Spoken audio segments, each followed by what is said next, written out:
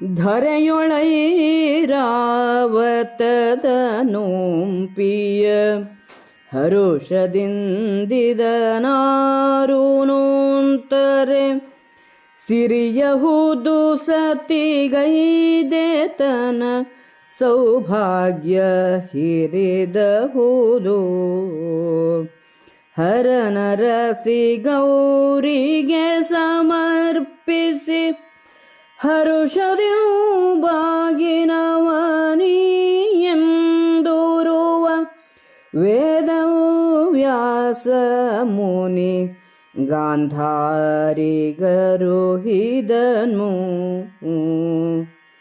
ಕೇಳು ಜನಮೇ ಜಯಧರಿತ್ರಿ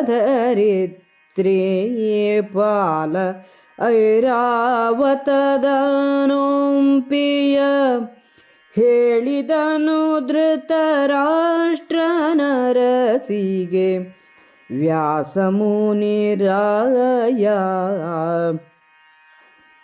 ಕೇಳಿದಳು ಹರುಷದಲ್ಲಿ ಪುತ್ರ ಕರೇಳಿಗೆಯ ಮುತ್ತೈದೆತನದಲ್ಲಿ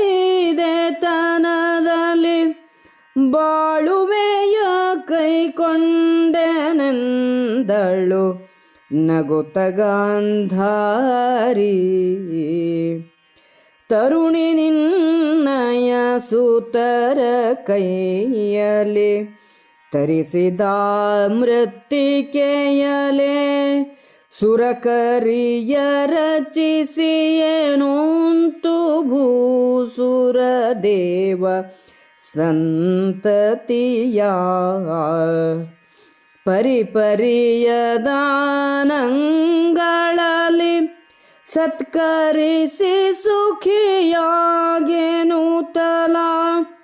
ಮುನಿವರನು ತನ್ನಾಶ್ರಮಕ್ಕೆ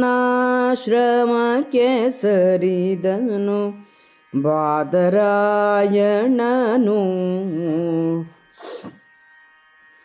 ಅರಸ ಕೇಳೈ ಸುಬಲನಂದನೆ ಕರೆಸಿದರೆ ನಿಜ ಸುತರು ಬಂದರು ಕರವ ಮುಗಿದರು ತಾಯೇ ಬೆಸಸೆ ನೆನಲು ನಸು ನಗುತ್ತ ಕರಿಯನೋಂಪಿಗೆ ತನುಜರಿರ ನೀವು ತರಲು ಬೇಕೈ ಮಣ್ಣನೆಂದರೆ ಹಿರಿದು ತಂದೊಟ್ಟಿದರು ಮಿಗೆ ಮೃತ್ತಿಕೆಯ ಗಿರಿಯಂತೆ ಬಂದರ ಚಿತ್ರಿಕರು ಕರಿಯ ಒಲಂದವೆಟ್ಟರು ಬಣ್ಣ ಬರಹಗಳಿಂದ ರಚಿಸಿದರಾನೆಯನು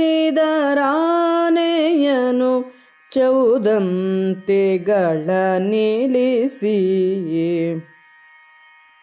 ತಂದು ಹೊಂಬಟ್ಟೆಗಳ ಹೊಂಪುಣಿಯಿಂದ ಮೆರೆದಿಹ ಪಂಚ ಘಂಟೆಗಳಿಂದ್ರ ನೈರಾವತ ಕೇಸರಿ ಮಿಗಿಲೆಂದು ದಖಿಳ ಜನ.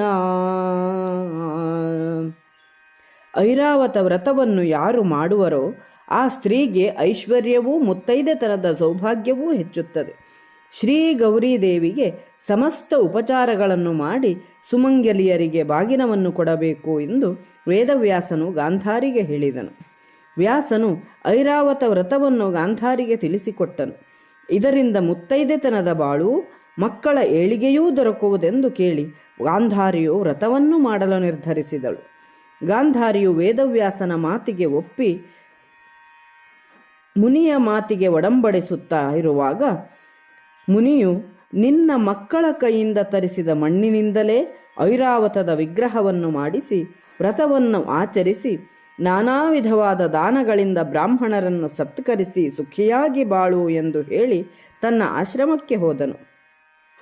ಗಾಂಧಾರಿಯು ಕರೆಸಲು ಅವಳ ಮಕ್ಕಳು ಬಂದು ಏನಪ್ಪಣೆ ಎಂದರು.